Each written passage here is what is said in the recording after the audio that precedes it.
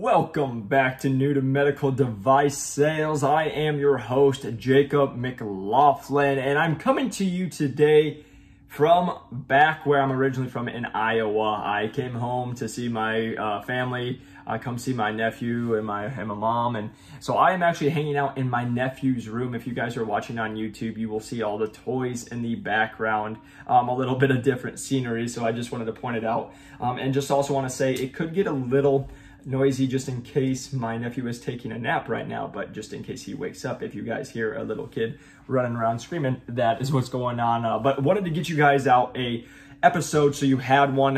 It's been something that I've been asked on the YouTube channel and also on my TikTok, that this has been a common question, so I wanted to cover it. If you guys aren't, please press that like and subscribe button. You guys give us a 5-star review on the podcast, helps us grow, really appreciate it. And also you can follow us on TikToks, where I try to post almost daily about things I see or videos about the industry, and answering your guys' questions. So if you guys aren't following me on TikTok, Instagram, we are on all the above. And then you guys can also follow here on the podcast and the YouTube if you guys are watching. And if you guys haven't, if you see this episode, and this is the first video you guys are watching, I have more than 35 other episodes on this. So just click on the playlist so you guys can play all of them. I'm just saying that because I've had a lot of new guys and girls reach out to me, and they're asking questions that I've answered in the previous, and they didn't even know I had other videos. So if you guys are just brand new, welcome, excited to have you guys. But if you guys have any questions, just check out all my episodes. And then if you still have questions, please feel free to reach out to me. But the common question I keep getting asked is, what is the difference between an associate sales rep and a full line sales rep in medical device sales? So I really want to just kind of dig deep in what the main differences are, and then kind of break down into what your responsibilities are, how much money you can kind of expect to make in each, and then just kind of the life with it. So I felt like this will be super helpful. There are other ones I've done kind of going straight into the ASR, but kind of going between the two roles and why they're beneficial. So starting out, the easiest one is going to go that ASR role, or the associate sales rep role. And what the associate sales rep is, if you guys are brand new, it's that entry level. It's that role that if you haven't ever been in medical device sales, it's where you want to start. A lot of people will reach out to me with B2B sales experience or other sales experience, and they'll try for TM positions. But the reason I say this is, majority of times, if you guys look at the resumes or you look at the job posting, they want you guys to have 3 to 5 years medical sales experience before you even get into a TM position. And that's hard to do if you come from another sales background. And the reason is it's not saying that you can't sell, but what they're trying to teach you is medical devices is its own beast. There's so many, like learning the processes of the hospital, learning the process of, like talking to 16 different people and how the organization works, how the OR works. There's gonna be so much learning. So it's hard for someone to come in as a TM, which again, I'm a very blessed dude that it happened for me. It's been a big learning curve, but majority of the times they're not gonna take a chance on somebody to come in and just jump right into a TM role, because there's just so much to learn.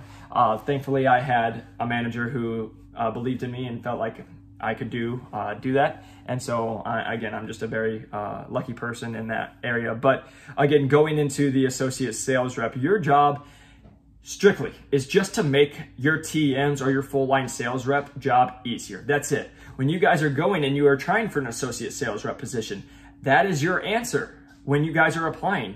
When people are like, what do you bring to the table? That's always the answer, is to make their life easier. Because the thing with a TM is, as we will discuss later on in this podcast, you'll see all the responsibilities that they're responsible for, and they need somebody to take some of that workload off them so they can continue to grow the territory. So that's what your job as an associate sales rep. So really what the associate sales rep is to help that TM, but what are some of your guys' like daily activities? And so what a daily activity from, again, this is me speaking to other associate sales reps, which I did before I broke in, but also now knowing associate sales reps that are in my division. It's going to be a lot of just running trays, and what running trays, if you guys don't know what that means you're running your equipment. So like sometimes hospitals and facilities won't own your equipment. So you're going to have to run your equipment over to the area for the surgery, maybe the next day. So you might go the day before and you got to run and check in your trays, and they have to get sterilized and cleaned by SPD so they can be ready for the surgery tomorrow. And so that is your job, is to go run trays. Your job is to go pick up trays from surgeries that you already did. Then after that, you guys are going to be going into, running and covering cases. So that's the main job of an associate, is to be helping out and covering cases. And again, it's to maintain the territory that's already been made up by the full line sales rep. And I don't know why I made a square there, but it's to maintain what you guys the sales rep has already developed, so they can go out and grow it. So they're trusting you to, hey, I've grown this account. This is a good account. You're going to cover these cases, make sure that all these cases go well. I got to go cover other cases, and I got to go do some meetings. Take it on. So that's your job as an associate, is again to cover cases, make sure that it's going all well. And then also just making their life easier, right? You're trying to put on events. Maybe you're putting on a breakfast. Maybe you're putting on a lunch and helping out that territory manager meet with new doctors. Or that's where they can actually start pushing for you to kind of show that you've got a hang on this, and you can start trying to get your own doctors. And then if you grow the territory and it's like, hey, you added 3 doctors into this territory, well, that's a huge plus for you, and showing that, hey, you're probably ready to go be a full line sales rep. So again, the ASR role is an entry level, no previous experience. Usually they want sales experience. The most common thing I heard was go to ADP, go to Paychex, go work a B2B job, do good there. Then you're going to come in as an ASR role. It's taking 1 step back to take 10 steps forward when they talk about pay with all that. But what can you guys kind of expect with the ASR role, especially like your guys' life? So this is where I am always telling everybody, it's dependent on the company and especially the division that you get into. And let me go into detail about this.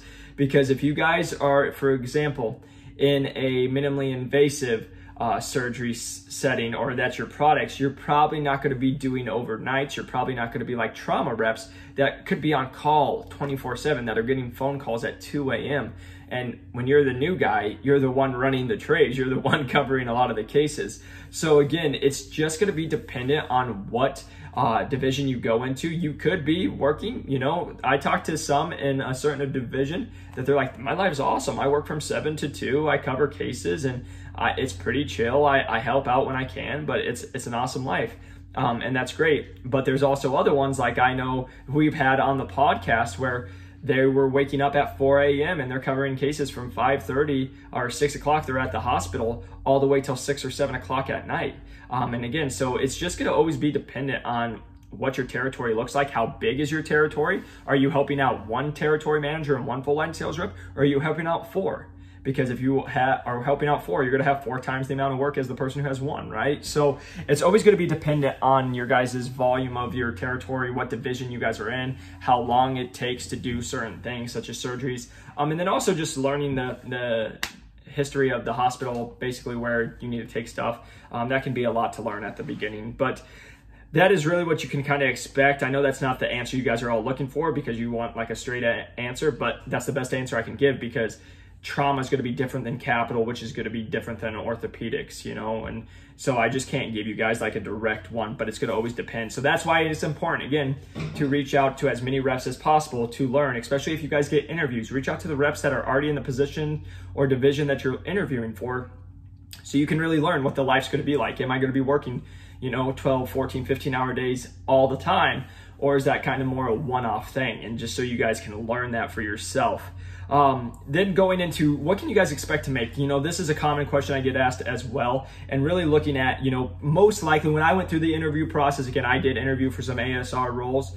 They were all ASR roles, and I took the 1 TM spot. But ASRs, you can probably expect to make between $50,000 and $70,000 a year. Again, that I'm not saying that's the average. That's from my experience. That like I just talked to someone else that they were offering 45, so it could be lower than 50. But I also know divisions that were putting out for 100 for an associate sales rep role. So again, it's always going to just be dependent on the division, but most likely from my experience from the offers that I was receiving, my package was going to be between $50,000 and $70,000 a year.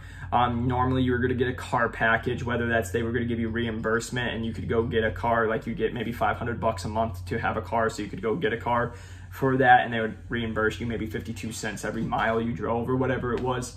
Or you can also get it to where they will just give you a car. The company gives you a car, the company gives you a gas card, and you just go on their dime. So each company, again, is different, but excuse me, when you are being an associate, that is most likely what your life's going to look like. And then just looking at how long are you going to be an associate, because you're not trying to be an associate your whole life, and they actually won't really let you. Your job as an associate is to come in, make their life easier, show that you have the bearings on what you can do with medical device sales, and then to move on. Normally, when I would interview, typically under 2 years. So at the 2-year mark, they're trying to get you out and having you go for a full line sales rep, because it's going to be better for you, and you probably kind of hit your peak as an associate. Now, just understand, some people I've met, they were there for 9 months or 11 months because a territory position opened up for them earlier, and they felt like they had what it took, and they had shown in the 9 months that they could do it. And then there's other ones that I know there's people in there for 3.5 years because they didn't want to change companies, they didn't want to change divisions, but so they stayed there for longer. But just understand, you guys, it's probably 1 to 2 years that you'd be coming in. So again, a small commitment to make that 50, 70K to where your upside is going to be way bigger after that. But something that doesn't get talked about, and I really want to shed light on this, is what happens after the associate sales rep. So there's really 3 options, you know. So the one option is you stay with the company that you're at. You grew the territory big enough to where they need an extra rep for it. So then you just would partner with your TM that you were just working for. You would go take a full line sales rep. Now you guys are working together, quote unquote, and you'd have another associate come and work underneath you guys, or ladies. So that's what number 1 is. Number 2 is you're in the same company, same division, but they don't have an opening in your territory. So maybe you're saying, like, for example, here I'm in Phoenix. Maybe I'm in Phoenix and I was an associate, and my territory hadn't grown, but I had hit 2 years, but a position in North Carolina opened up. Well, then I'm gonna go for that position. So I'm already within the division, I have a bearing. So I'm coming in with 2 years of experience, which is huge, especially when you're thinking of trying to teach people anew about the whole products and everything. But with that said, once you're in it, you can just go in, start at that new division in a new territory, but it's same division, not new territory. So you already know what you're coming into, but you're moving. So it's either you stay where you're at, you just move up to a TM position. Number 2, you either are gonna move up it with the same company, but you move somewhere where it fits, which can be great and cannot be great. You could get a location you want, location you don't want, so that's on you.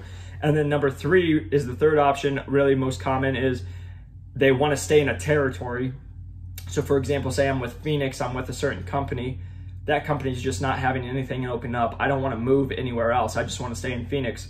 Well, then I'm going to go for a territory manager role, but I'm going to go with a different company or maybe a different division within my company.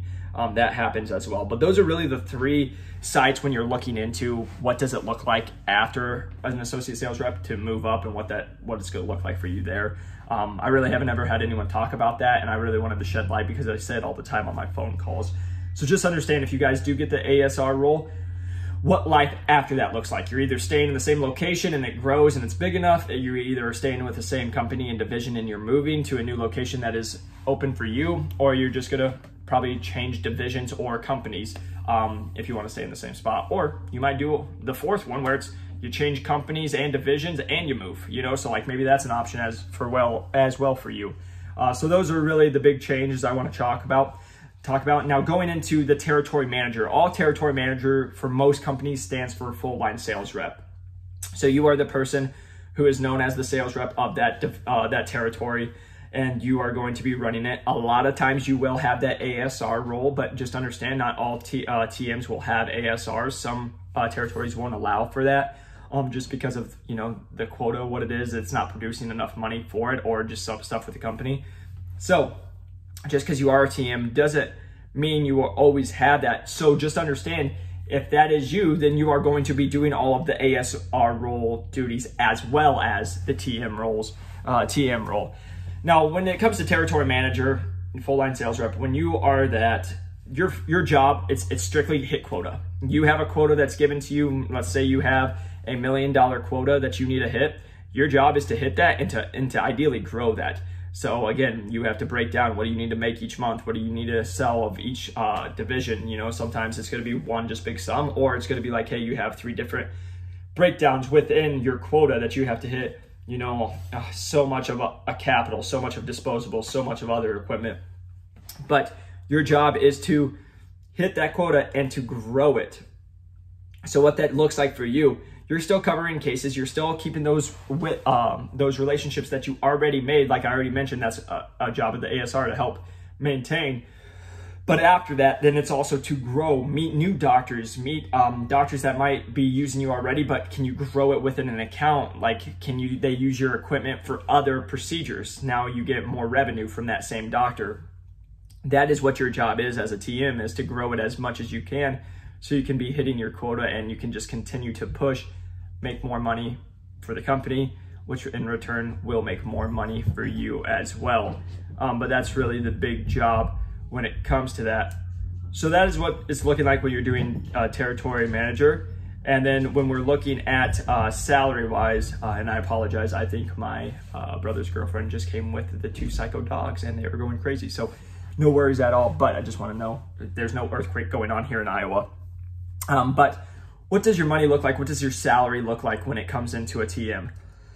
Best one I can do, again, it varies. It's the same thing with the lifestyle. It's going to vary which division you guys are in. But just understand, TM, it's more responsibility. If you don't hit your numbers, you're the one getting fired. It's not your ASR, it's you getting fired because you're not doing the things, right? So there's more at stake when you are the TM. So you're more responsible, so you're probably going to be working more. So just understand that. But with salary, going back to salary, what can you expect to make? I've heard a lot of first-time reps when they first get in, a normal salary maybe is about $100,000 to $120,000 to start you out for your first year. Which again, if you get in here and you did 2 years making 65, and then you come in and make 120, that's not bad. But I normally tell people you're going to start out about double what you made as an ASR, which is great. Then with that, you can go way high, way above what you made, right? So I'm just giving you guys averages. I'm giving you a base. I put a TikTok that actually went viral.